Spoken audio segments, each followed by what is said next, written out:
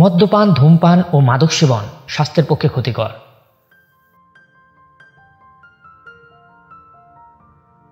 বাংলা সাহিত্যের রোমাঞ্চকর কিছু গল্প দিয়ে সাজানো আমাদের বিশেষ নিবেদন মিডনাইট স্পেশাল।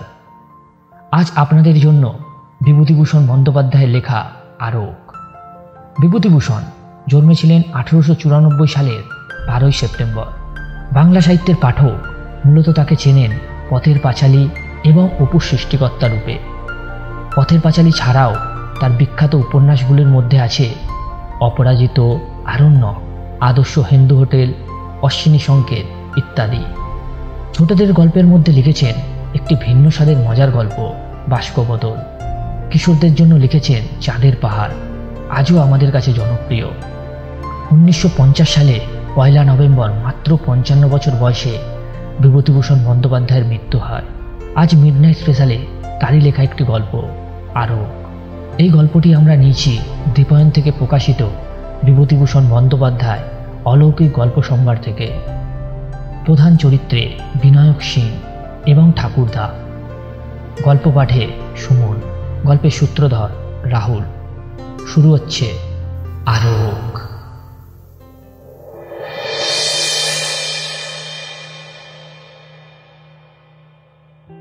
লাহোর মিউজিয়ামে যখন চাকরি করতাম সে সময় লাহোরের বিখ্যাত দেশবন্ধু কাগজের সম্পাদক বিনায়ক দত্ত সিং মহাশয়ের সঙ্গে আমার যথেষ্ট আলাপ হয়। মিস্টার সিং প্রাচীন সম্ভ্রান্ত বংশের সন্তান।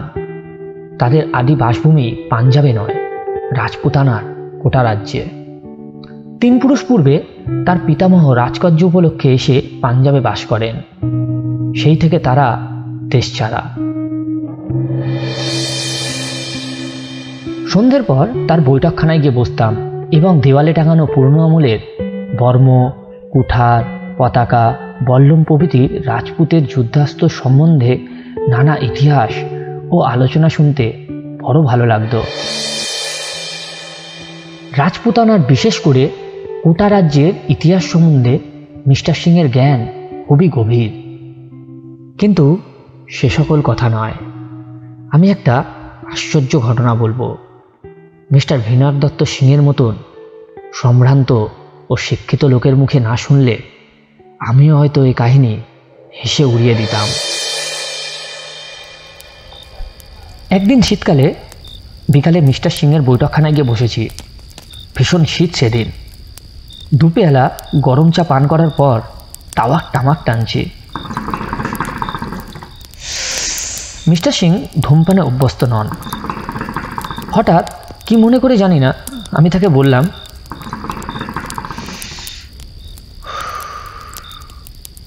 মিস্টার সিং, আপনি অপদেবতায় বিশ্বাস করেন? মিস্টার সিং একটু চিন্তা করে বললেন, হ্যাঁ করি। দেখেছেন ভূতটুত? না, এ আমার কথা নয়, আমার ছোট ঠাকুরদার জীবনের ঘটনা। যদি এই ঘটনা না ঘটতো আমাদের বংশে, তবে আজও আমরা গোটা রাজ্যে মস্ত বড় খানদানি তালুকদার হয়ে থাকতে পারতাম। লাহোরে এসে চাকরি করতে হতো না। সে বড় আশ্চর্য ঘটনা। কিরকম? শুনুন তবে। আমার ছোট ঠাকুরদা আমার পিতামহের আপন ভাই নন, বইমাত্র ভাই। তিনি মস্ত বড় শৌখিন মানুষ ছিলেন, আর ছিলেন খুব সুপুরুষ। আমি বিনায়ক দত্ত সিংয়ের দীর্ঘ গৌরবর্ণ ও বলিষ্ঠ দেহের দিকে চেয়ে সে কথা অবিশ্বাস করতে পারলাম না। তারপর তিনি বলে গেলেন, আমি যখন তাকে দেখেছি তখন আমার বয়স খুব কম, কিন্তু তিনি তখন বদ্ধ উন্মাদ একদম।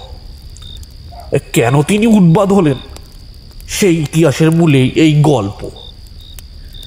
তিনি উন্মাদ হওয়াতে কোটা রাজদরবারের আইন অনুসারে তার ভাগের সব সম্পত্তি আমাদের হাতছাড়া হয়। সে কথা জানকে আসল গল্পটা বলি। বিনায়ক দত্ত সিং তার অনবদ্য উদ্ধৃতে সমস্ত গল্পটা বলে গেলেন। মধ্যে মধ্যে আমি তাকে নানা প্রশ্ন করেছিলাম। সেসব বাদ দিয়ে শুধু গল্পটাই নিজের ভাষায় প্রকাশ করলাম। আমাদের গ্রাম থেকে কিছু দূরে কোটা দরবারে একটা সৈন্যদের আড্ডা ছিল। আমার ঠাকুরদাদা সেই সৈন্যদের আড্ডায় মাঝে মাঝে যেতে, মদ খেয়ে ফুর্তি করতে। তার দু একজন বন্ধু সেখানে ছিল, তাদের সঙ্গে নেশাতেই সেখানে যাওয়া। একবার জ্যোৎস্না রাতে তিনি আর তার দুই বন্ধু খেয়ালের মাথায় বড়ি নদীতে স্নান করতে যাবেন বলে ঘোড়ায় করে বেরোলেন। বড়ি নদী মরুভূমির মধ্যে দিয়ে 3 শাখায় ভাগ হয়ে সাবলীন গতিতে বয়ে গেছে। যে সময়ের কথা বলা হচ্ছে তখন ওই তৃষ্ণতা নদীর প্রথম ধারাটিতে অউধ জল ছিল না, মাঝের শাখাটিতে ওই হাঁটুখানিক জল, তারপর মাইলটাক বিস্তৃত চড়া, তার ওপারে আসল ধারা, অনেকখানি জল তাতে। যাবার পথে একজন বন্ধুর কি খেয়াল হলো, তিনি প্রথম ধারার বালির ওপর ঘোড়া থেকে নেমে চিৎপাত হয়ে শুয়ে পড়লেন, আর কিছুতেই উঠতে চাইলেন না। বাকি বন্ধুটি ও আমার ঠাকুরদাদা অগত্যা সেখানে তাকে বালিতে শুইয়ে রেখেই চলে গেলেন। বলাই বাহুল্য, 3 জনের মধ্যে কেউ ঠিক প্রকৃতস্থ অবস্থায় ছিলেন না। আমার ঠাকুরদাদা বড়ধারা অর্থাৎ আসল বড়ি নদীর কাছে এসে পিছন ফিরে চেয়ে দেখলেন তার বন্ধুটি ঘোড়া থামিয়ে বালির চড়ার পশ্চিম দিকে ভীত ও বিস্মিত দৃষ্টিতে চেয়ে আছেন। ঠাকুরদাদা বললেন, ওদিকে কি দেখছো চেয়ে? বন্ধু মুখে কিছু না বলে সেদিকে আঙুল দিয়ে দেখালে আর ইঙ্গিতে ঠাকুরদাদাকে চুপ থাকতে বললেন। ঠাকুরদাদা চেয়ে দেখলেন বালির চড়ার ঠিক মাঝখানে অস্পষ্ট ধরনের কতকগুলি মানুষ মূর্তি চক্রাকারে ঘুরছে। কিছুক্ষণ চেয়ে দেখে মনে হয় ওরা যেই হোক হাত ধরাধরি করে ঘুরে ঘুরে নৃত্য করছে। সেই নির্জন স্থানে রাতে কাদের এমন আমোদ লেগেছে যে লোক চলাচলের অন্তরালে নৃত্য করতে যাবে? বুঝতে না পেরে তারা দুজনেই অবাক হয়ে সেদিকে চেয়ে রইলেন। কাছে কেউ কেন গেলেন না সে কথা আমি বলতে পারবো না, কারণ শুনি হয়তো এদের মত্ত অবস্থায় সব দৃশ্যটার জন্য দায়ী। এই ভেবে তারাও কাউকে কথাটা বলেনি সেই সময়। এরপরে আরো বছর 3 কেটে গেল। তৃষ্ণতা বড়ি নদীর প্রধান স্রোতধারা 3 মাইল উত্তরে মরুভূমির মধ্যে একটা বড় লবণাক্ত জলের হ্রদ আছে। এর নাম নাহারা নিপট অর্থাৎ ব্যাঘ্র হ্রদ। এই হ্রদের দূরে দূরে প্রায় চারিদিক থেকে ঘিরে ধরেছে পাহাড় শ্রেণী। এই পাহাড় শ্রেণী কোথাও 1000 ফুট উঁচু, কোথাও তার চেয়ে বেশি উঁচু। হ্রদ ও পাহাড় থেকে খনিজ লবণ পাওয়া যায় বলে ওটা দরবার থেকে মাঝে মাঝে ইজারা দেওয়া হতো ব্যবসাদারদের। আমার ঠাকুরদাদা আগের ঘটনার প্রায় 3 বছর পরে একদিন এই হ্রদের জলে বালিহাঁস শিকার করতে যাবেন ঠিক করলেন। গভীর রাতে বালিহাঁসের দল হ্রদের জলে দলে দলে চড়ে বেড়ায়, এ কথা তিনি শুনেছিলেন। একটা ছোট্ট ঝুপড়ি বেঁধে তিনি তার মধ্যে লুকিয়ে থাকবেন দিনের বেলায়, কারণ মানুষ দেখলে হাঁসের দল আর নামে না। তারপর সব ঠিকঠাক হলো, কিন্তু 2-1 বৃদ্ধ লোক নিষেধ করল, রাতে নাহারা হ্রদের ত্রিসীমানাতেও যাওয়া উচিত নয়। কেন সে ব্যাপারে তারা স্পষ্ট করে কিছুই বলল না, শুধু বলল জায়গাটা ভালো নয়। ভেজি নামে একজন বৃদ্ধ ভিল আমাদের প্রজা ছিল। সে বলল কোটা দরবারে নিমক মহলের ইজারাদার এক বেনিয়ার সে চাকর ছিল তার যৌবন বয়সে। সেই বেনিয়ার লবণের গুদাম আর আড়ত ছিল নাহারা হ্রদের পার থেকে মাইল খানেক দূরে পাহাড়ের কোলে। সে সময় সে দেখেছে হ্রদের উপর আকাশ হঠাৎ গভীর রাতে যেন দিনের আলোকে আলোকিত হয়ে উঠল। কেমন যেন অদ্ভুত শব্দ হচ্ছে হ্রদের জলে। মোটের ওপর রাতে হ্রদের ধারে কেউ যায় না। অনেক দিন থেকেই স্থানীয় লোকেদের মধ্যে ভয় রয়েছে। একবার এক রাখাল হ্রদের ধারে রাত কাটিয়েছিল। সকালবেলা তাকে সম্পূর্ণ উন্মাদ অবস্থায় নিমাছের গুদামের কাছে পায়চারি করতে দেখা যায়। আমার ঠাকুরদাদা এসব কলগল্প শুনবার লোক ছিলেন না। তিনি বুঝতেন কুত্তি শিকার হল্লা হইচই। লোকটাও ছিলেন দুঃসাহসী ও একগুঁয়ে ধরনের, তাই তিনি জামিনে ঠিক করলেন আর কি। বৃদ্ধ বিল তাকে বলল, হুজুর, হাঁসের দল যদি নামে সে রাতে কোনো ভয় নেই জানবেন। ঠাকুরদাদা জিজ্ঞেস করলেন, কিসের ভয়? বাঘের? তার চেয়েও ভয়ানক কোনো জানোয়ার হতে পারে, কে জানে হুজুর। আমার শোনা কথা মাত্র, ঠিক বলতে পারবো না। তুই সঙ্গে থাক না, বকশিস পাবি। মাফ করবেন হুজুর, 100 টাকা দিলেও যাব না। রাত কাটাবে কে নাহারানি পাড়ের ধারে? প্রাণের ভয় নাই, আমরা ভিল, বাঘকে ভয় করি না।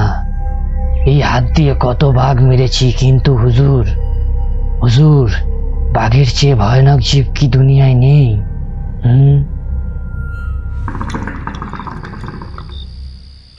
আমার ঠাকুরদাদা নাহারার হ্রদ ভালো জানতেন না। ঠিক আমাদের অঞ্চলে হ্রদটা নয়, আমাদের গ্রাম থেকে 40 মাইল দূরে। তখনই তিনি ভিলগ্রাম থেকে রওনা হয়ে 78 মাইল হেঁটে পাহাড় দিয়ে সমতল ভূমিতে নামলেন। দূরে মস্ত বড় হ্রদটার লবণাক্ত জলরাশি প্রখর সূর্য তাপে একেবারে চকচক করছে। জনপ্রাণী নেই কোনো দিকে, বেলা তখনও অনেকখানি আছে। এমন সময় আমার ঠাকুরদাদা হ্রদের ধারে পৌঁছে গেলেন এবং নলখাগড়া ও শুকনো ঘাস দিয়ে সামান্য একটু আবরণ তৈরি করে নিলেন ওই জলের ধারে, যার আড়ালে তিনি বন্দুক নিয়ে লুকিয়ে থাকতে পারেন, হাঁসের দল তাকে টেরও না পায়। সন্ধে নেমে গেল। রাঙা রোদ দূরের পাহাড়ের গা থেকে মিলিয়ে গেছে অনেকক্ষণ। সুন্দর চাঁদ উঠল উবের পাহাড় দিয়ে। কৃষ্ণপক্ষের আধার রাত। একদল সবুজ বন্ডিয়া জলের ধারে নেমে আবার উড়ে গেল। নির্জন নিস্তব্ধ মরুভূমি আর ওই হ্রদ। 2 ঘন্টা পরে জ্যোৎস্না ফুটে উঠল হ্রদের বুকে। ধবধবে জ্যোৎস্না, কৃষ্ণ দ্বিতীয়ার।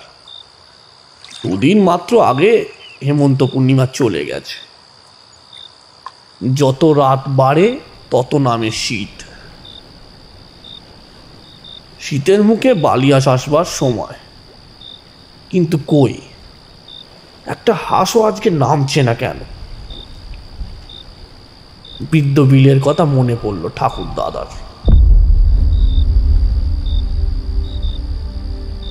হাঁসের দল যদি নামে তবে সে রাতে বিপদহীন বলে জানবেন। যদি না নামে তবে কিসের ভয়? বাঘ জল খেতে আসে পাহাড় থেকে। রাত ক্রমে গভীর হলো।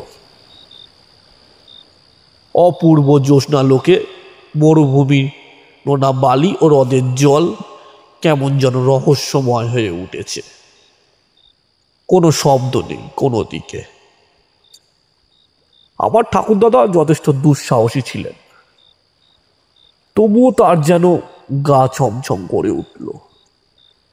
জ্যোৎস্নার চেয়ে ছন্ন ছাড়া অপার্থিব রূপে তিনি চামড়ার বোতল বের করে কিছু আরক সেবন করলেন।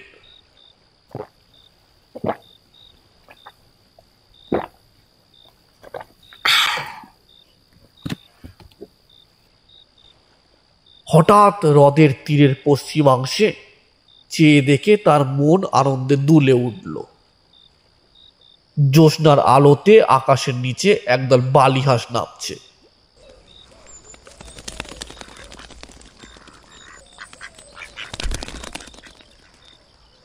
জ্যোৎস্না পড়ে তাদের সাদা দুধের মতো পাখাগুলো কি অদ্ভুত দেখাচ্ছে। দেখতে দেখতে তারা নেমে এসে হ্রদের ধারের বালির চরে বসল। জায়গাটা ঠাকুরদাদার ঝুপড়ি থেকে 200 গজের মধ্যে কিংবা তার চেয়ে কিছু বেশি। এত দূর থেকে বন্দুকের পাল্লা পাবে না, বিশেষ করে এই জ্যোৎস্না রাতে। ঠাকুরদাদা ভাবলেন, দেখি ওরা কাছে আসে কিনা, বা আরো হাঁসের দল নামে কিনা। শিকারীর পক্ষে ধৈর্যের মতো গুণ আর কিছুই নেই। এক দৃষ্টিতে হাঁসগুলোকে লক্ষ্য করাই ভালো। কিন্তু পরক্ষণেই ঠাকুরদাদা বিস্ময়ে নিজের চোখ বারবার বুঝলেন। আরও খেয়েছেন বটে, কিন্তু তাতে জ্ঞান হারা হবার বা চোখে এত ভুল দেখবার মতো কি কারণ আছে এখনই? না, তারপর যা ঘটল, যা বিশ্বাস করা না করা আপনার ইচ্ছে মিস্টার ব্যানার্জি, কিন্তু এই গল্প আমি আমার বাবার মুখে অনেকবার শুনেছি। আমাদের বংশের ঘটনা, কাজেই আমি আপনাকে মিথ্যে বলছি বানিয়ে অন্তত এটুকু ভাববেন না। ঠাকুরদাদা দেখলেন সেই হাঁসগুলো সাধারণ হাঁসের মতো নয়, অনেক বড়, অনেক অনেক অনেক বড়। হাঁসের মতো তাদের চাল চলন নয়। তারপরেই মনে হলো সেগুলো হাঁসই নয় আদতে, সেগুলো মানুষের মতো চেহারা বিশিষ্ট। বেচারি ঠাকুরদাদা আবারও চোখ মুছলেন। ওটা কি? আজ আরো ওইটুকু খেয়ে আমার একই দশা। পরক্ষণেই সেই জীবগুলি জলে নামল।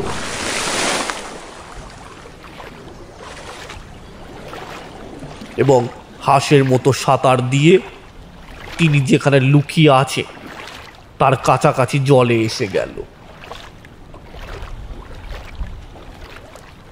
কৃষ্ণা দ্বিতীয়ার পরিপূর্ণ জ্যোৎস্না রাতে বিস্মিত, ভীত, চকিত, দুঃসাহসী আরব সেবনকারী ঠাকুরদাদা দেখলেন তারা সত্যি হাঁস নয়, একদল অত্যন্ত সুন্দরী মেয়ে।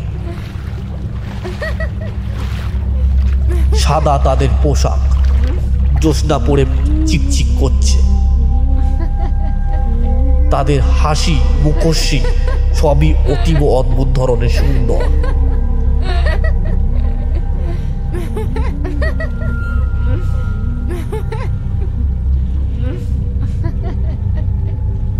কতক্ষণ ধরে তারা নিজেদের মধ্যে খেলা করলো জলে। রাজহংসের মতো সুটম ধরনের নিঃশব্দে সুন্দর ভঙ্গিতে হ্রদের বুকে সাঁতার দিতে লাগলো।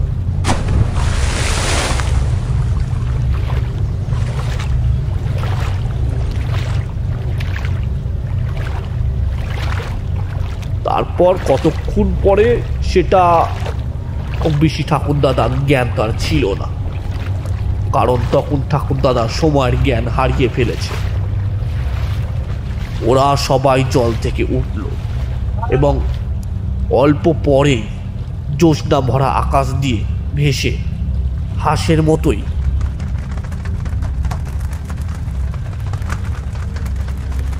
শুভ্র পাখা নেড়ে অদৃশ্য হয়ে গেল। হ্রদের তীরের বাতাস তখনও তাদের অপূর্বতে ও গন্ধে ভরপুর। আমার ঠাকুরদাদা নিজের গায়ে চিমটি কেটে দেখলেন তিনি জেগে আছেন কিনা। তখন আর তার আলোকের নেশা ছুটে গেছে। একটু পরে রাত ফর্সা হয়ে জ্যোৎস্না মিলিয়ে গেল। তিনি উদ্ভ্রান্ত মস্তিষ্কে হ্রদের পাড় থেকে হেঁটে চলে এলেন পাহাড়ের কোলে। সেখান থেকে পৌঁছলেন ভিলদের গ্রামে।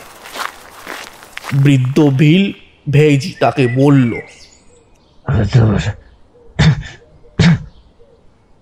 হাঁস নেমেছিল কালকে।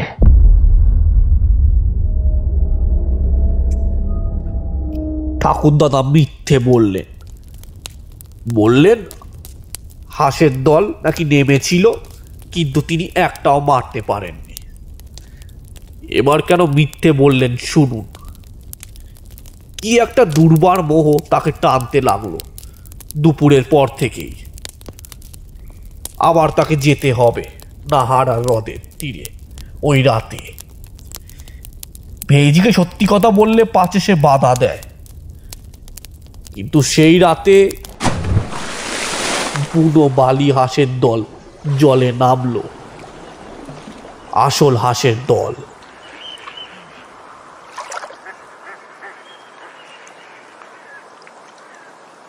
পরপর কয়েক রাত শুধু বন্য হাঁসের দল নামে আর খেলা করে। আমার ঠাকুরদাদার ঝুপড়ির মধ্যে শুয়ে শুয়ে চেয়ে থাকে, বন্দুকের গুলি করতে তার মন সরে না। তারপর আর একদিন শেষ রাতের জ্যোৎস্নায় বন্য হাঁসের বদলে নামলো সেই অদ্ভুত জীবের দল। এদিন তারা আরো কাছে এলো, বন্য রাজহাঁসের মতো সাঁতার দিয়ে বেড়ালো জলজ ঘাসের বনের পাশে পাশে। তাদের অপূর্ব সুন্দর মুখশ্রী জ্যোৎস্নার আলোয় ঠাকুরদাদার মুগ্ধ দৃষ্টির সামনে কতবার পড়ল। রাত ভোর আবার বেশি দেরি নেই, তখনও কিন্তু জ্যোৎস্না আছে। আমার ঠাকুরদাদা কি ভেবে আরকের নেশায় কিংবা ভালো অবস্থায় জানি না, ঝুপড়ি থেকে উঠে ছুটে জলের ধারে চলে গেলেন। বোধহয় ওদের কাউকে ধরতে গিয়েছিলেন। অমনি দ্রষ্টব্য অন্য হাঁসের মতো সেই অলৌকিক জীবের দল তাড়াতাড়ি সাঁতরে গিয়ে কোথায় দূরে চলে গেল, এবং পরক্ষণেই শেষ রাতের বিলিয়ান চন্দ্রালোকে তাদের লঘু দেহ ভাসিয়ে আকাশপথে অদৃশ্য হয়ে গেল। পরদিন দুপুর বেলায় আমার ঠাকুরদাদাকে উন্মাদ অবস্থায় হ্রদের ধারে বালি চড়াইয়ে লক্ষ্যহীনভাবে ঘুরে বেড়াতে দেখে একজন জেলে তাকে ভিলেদের গ্রামে পৌঁছে দেয়। বৃদ্ধ ভেজি ঘাড় নেড়ে বলেছিল, সে দল যেদিন না নামে সেদিন বড় ভয়। ঠাকুরদাদা মাঝে মাঝে ভালো হতেন, আবার উন্মাদ হয়ে যেতেন। ভালো অবস্থায় বাড়িতে এই গল্প করেছিলেন, একবার নয় অনেকবার। মৃত্যুর প্রায় 10 বছর আগে তার মোটেই ভালো অবস্থা আসেনি। বদ্ধ ও উন্মাদ অবস্থায় তার মৃত্যু হয়।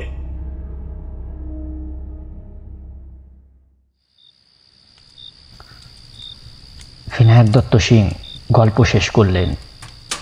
আমি বললাম, খুব অদ্ভুত ঘটনা, কিন্তু তবে সে আমিও জানি, আমাদের দেশের সকলে বিশ্বাস করে না। আজ 50 বছর আগেকার ঘটনা বলছি। কেউ বলে ঠাকুরদাদার অতিরিক্ত আরক সেবনের ফলে ওই সব চোখের ভুল দেখা। বন্য হাঁসকে ভেবেছেন আকাশ পরী। আবার কেউ বলে না, আকাশ পরী দেখলেই লোকে পাগল হয়। সেই বৃদ্ধ ভিল ভেজি, ও তো সেই কথাই বলতো। সে দল যেদিন না নামে সেদিন বড় ভয়।